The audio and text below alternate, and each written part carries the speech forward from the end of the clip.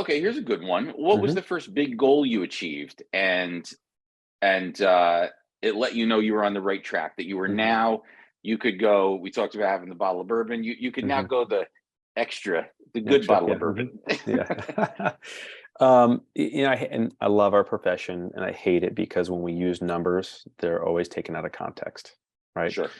And unfortunately, it's across the whole profession. Nobody's immune to this. So when I say my first goal was get to 100 a week, and my next goal was get to 200 a week, and my next goal was get to 300 a week. At the end of the day, momentum cures everything.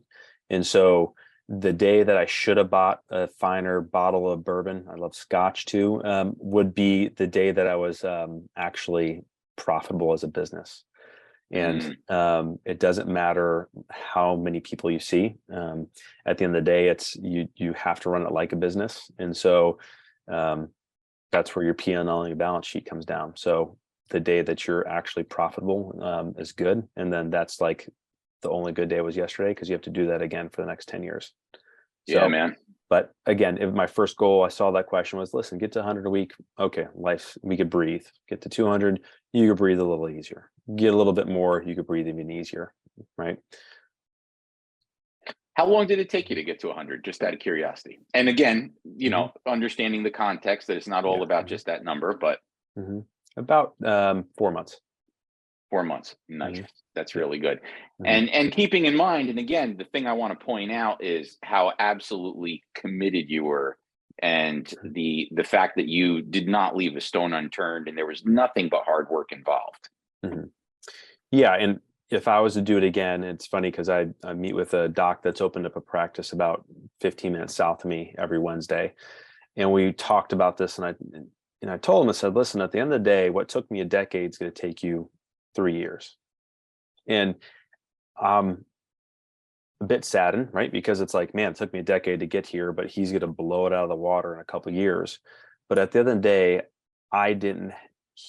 I didn't have myself to learn from, right? We have to stand on the shoulders of our mentors, right? At the end of the day, like I'm Yes. going to do it faster than somebody else. So as a profession, like that's the thing. It's like I didn't have me to get through this, but I could give back, and he could do that because.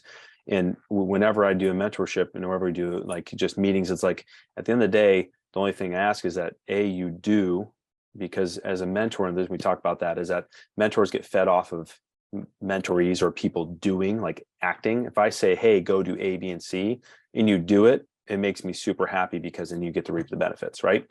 So you have to actually do the stuff that the person says. If not, you're just wasting everybody's time. Right. But the purpose is that this guy's going to now in 3 years, he's going to go, from 0 to 100 in like 4 weeks, and he's going to, crush it, which is awesome, right? For the profession, it's really cool, but he gets to learn those things, right?